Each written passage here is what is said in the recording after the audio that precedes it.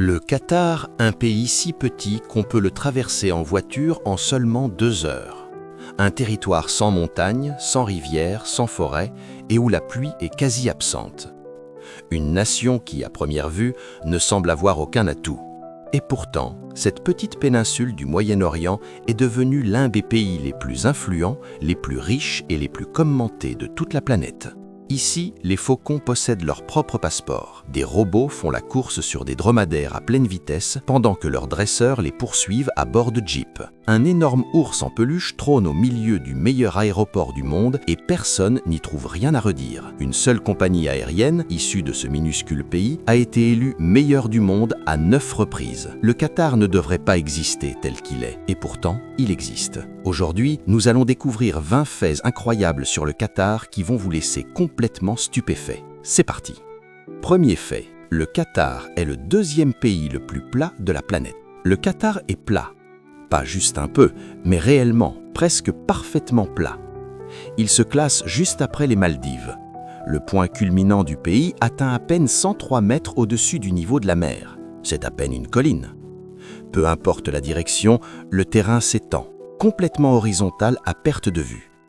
Aucune montagne, aucune vallée, aucun paysage spectaculaire, juste un désert plat, des routes plates et un horizon plat. Les seuls éléments qui brisent la ligne d'horizon, ce sont les gratte-ciel de Doha. Le Qatar possède essentiellement 2 caractéristiques géographiques, le désert et les immeubles. C'est tout. Deuxième fait, le Qatar est plus petit que l'État du Connecticut et pourtant c'est l'une des nations les plus puissantes au monde. Le Qatar est minuscule, vraiment minuscule. Tout le pays ne couvre que 11 600 km², soit à peu près la taille de l'État américain du Connecticut. Vous pouvez le traverser d'un bout à l'autre en 2 heures environ. Sa population atteint tout juste 3 millions d'habitants. Il n'a presque aucune beauté naturelle au sens traditionnel. Pas de montagne, pas de forêt, pas de rivière, rien de spectaculaire dans sa géographie. Pourtant, cette petite péninsule exerce une influence mondiale, une puissance financière et une présence internationale bien plus grande que des pays 10 fois plus étendus.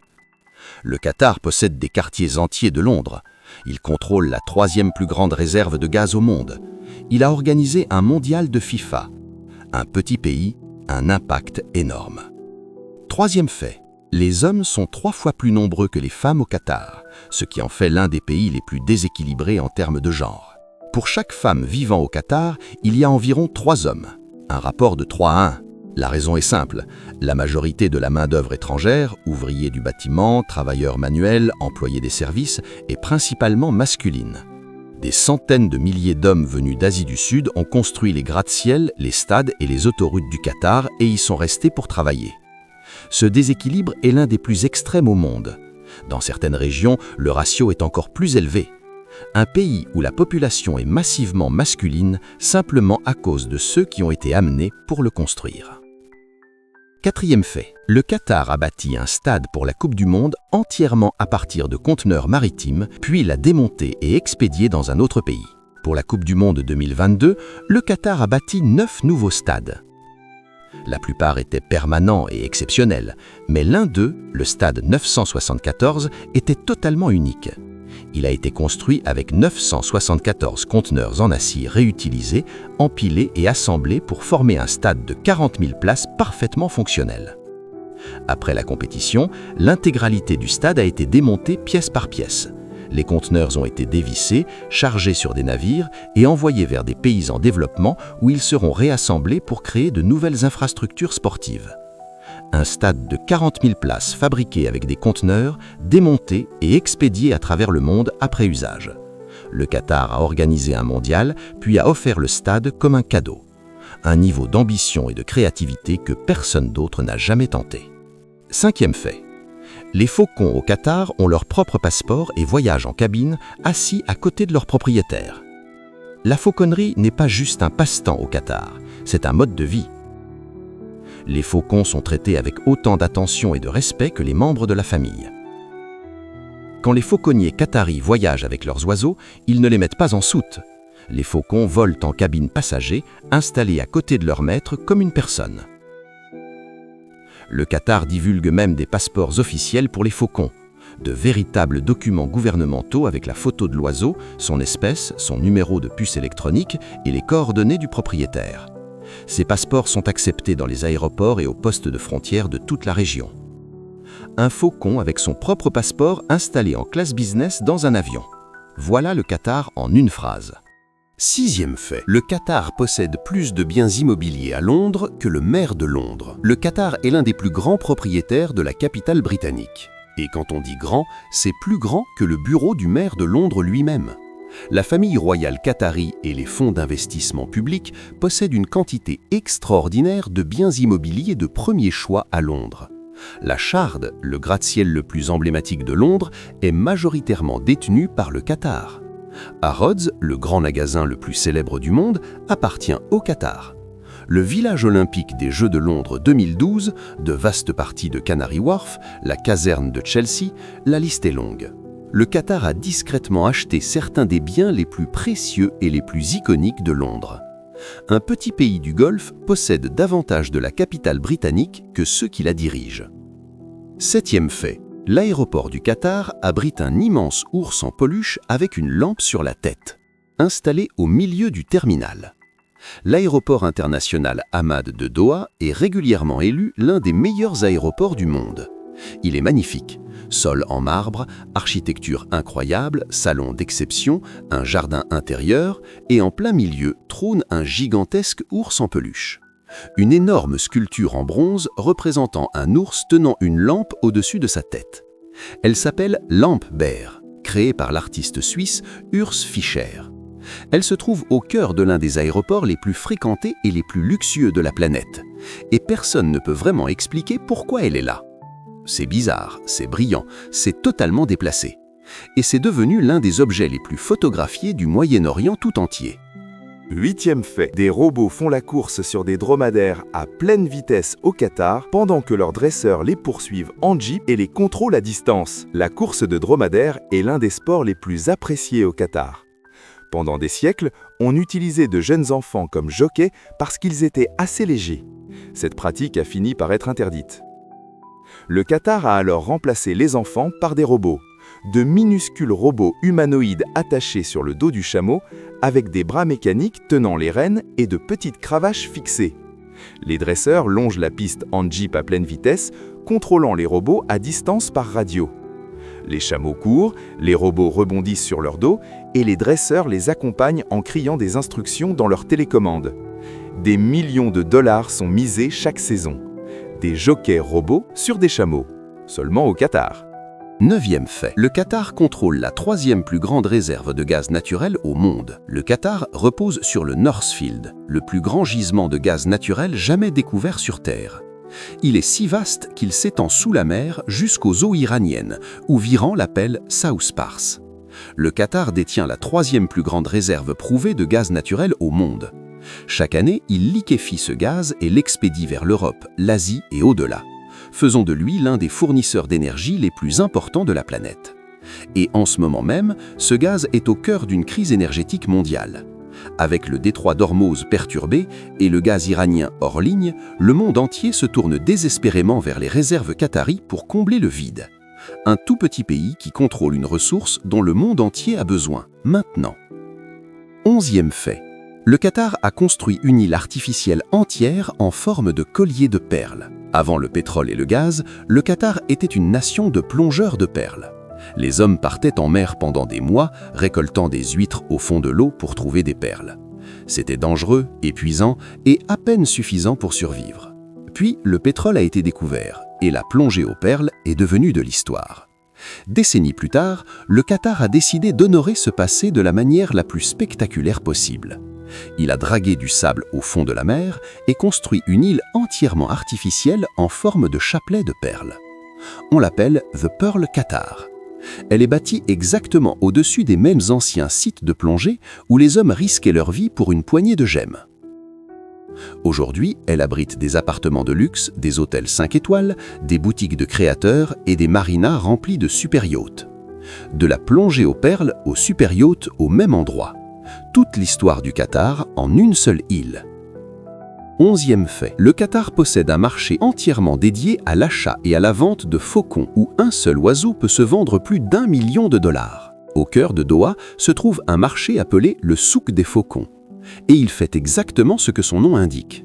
Vous entrez et chaque échoppe vend des faucons.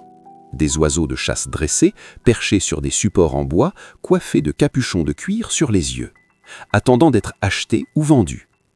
Un bon faucon dressé au Qatar peut se vendre plusieurs dizaines de milliers de dollars. Les oiseaux les plus rares et les plus prisés, très rapides, puissants, avec un instinct de chasse exceptionnel, peuvent dépasser le million de dollars. Un seul oiseau, 1 million de dollars. Le Qatar a même un hôpital pour faucons à Doha, où les oiseaux malades ou blessés reçoivent des soins vétérinaires de classe mondiale. Au Qatar, un faucon n'est pas seulement un animal de pétit, c'est un symbole de statut social qui vaut plus que plusieurs voitures. 12e fait. Le Qatar n'a ni rivière, ni lac, ni forêt. Pas une seule rivière, pas de lac, pas de forêt. Aucune source d'eau douce naturelle permanente. Le pays reçoit presque aucune pluie, moins de 80 mm par an en moyenne. Toute l'eau douce provient d'usines de dessalement qui aspirent l'eau de mer et la transforment en eau potable. Le Qatar a l'un des taux de consommation d'eau par habitant les plus élevés au monde. Bien qu'il n'ait pratiquement aucune eau naturelle, il fonctionne entièrement grâce à l'eau de mer dessalée et aux eaux usées traitées. Un pays avec des millions d'habitants, des parcs luxuriants, des piscines et des villes fonctionnelles, le tout alimenté par de l'eau extraite de la mer.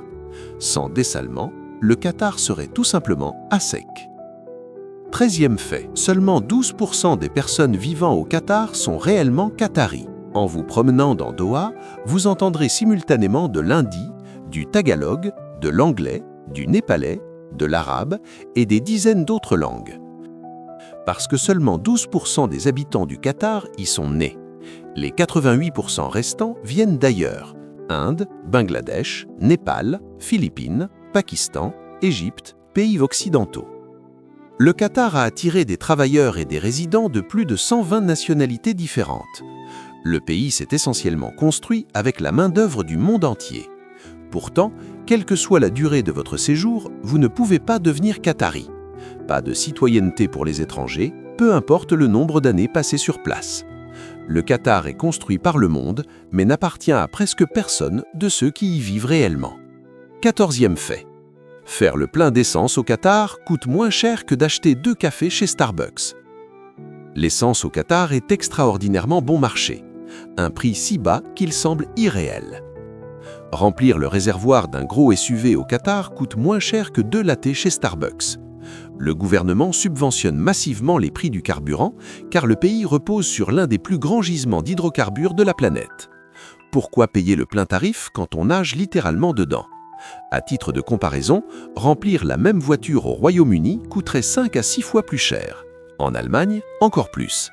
Au Qatar, les gens ne considèrent même pas l'essence comme une dépense. Elle est pratiquement gratuite par rapport au reste du monde. De l'essence bon marché dans un pays bâti sur le pétrole, parfaitement logique. 15e fait. Le Qatar est l'un des 2 seuls endroits au monde où les dunes du désert rencontrent la mer ouverte. Dans le sud du Qatar se trouve un lieu appelé Khor al-Hadid.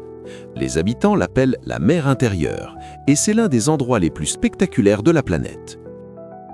D'immenses dunes de sable doré hautes de plusieurs mètres descendent jusqu'au bord de l'eau et disparaissent sous la surface.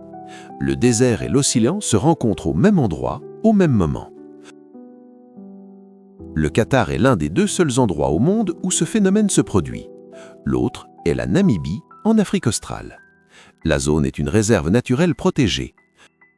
Flamants roses, oryx d'Arabie, renards et tortues marines y vivent. L'un des phénomènes géographiques les plus rares au monde, niché tranquillement dans l'un des plus petits pays de la planète. 16e fait. Qatar Airways a remporté 9 fois le prix de la meilleure compagnie aérienne du monde. Qatar Airways n'est pas juste une bonne compagnie, c'est la plus recommencée de l'histoire de l'aviation commerciale. Elle a gagné 9 fois le prix de la meilleure compagnie du monde décerné par Skytrax. Aucune autre compagnie au monde ne l'a emporté plus de 5 fois. Qatar Airways dessert plus de 160 destinations sur les 7 continents, y compris l'Antarctique. Elle a détenu le record du vol le plus long du monde entre Doha et Auckland, en Nouvelle-Zélande, avec plus de 17 heures de vol. Sa classe affaires est constamment classée comme la meilleure du ciel. La nourriture, les sièges, le service, tout est de classe mondiale. Un petit pays du Golfe gère la compagnie qui sert de référence à toute l'industrie aérienne. 9 fois la meilleure du monde. 17e fait. Les citoyens qataris bénéficient de soins sanitaires gratuits, d'éducation gratuite, d'électricité gratuite et de terres gratuites, simplement pour être né qatari. Naître qatari est l'une des choses les plus précieuses financièrement qui puisse arriver à une personne. Les citoyens qataris reçoivent des soins sanitaires gratuits à vie, une éducation gratuite de l'école primaire à l'université, de l'électricité et de l'eau hautement subventionnées, voire gratuites. Quand ils se marient, le gouvernement leur offre une terre pour construire une maison, des prêts à taux faibles et un emploi garanti dans la fonction publique s'ils le souhaitent. Tout cela est financé par les revenus du gaz et du pétrole. Les quelques 300 000 vrais citoyens qataris se partagent la richesse d'une des plus grandes réserves d'hydrocarbures du monde. Pendant que des millions de travailleurs étrangers construisent et maintiennent le pays autour d'eux, les citoyens vivent avec un niveau d'aide publique que presque aucune autre population du monde ne reçoit.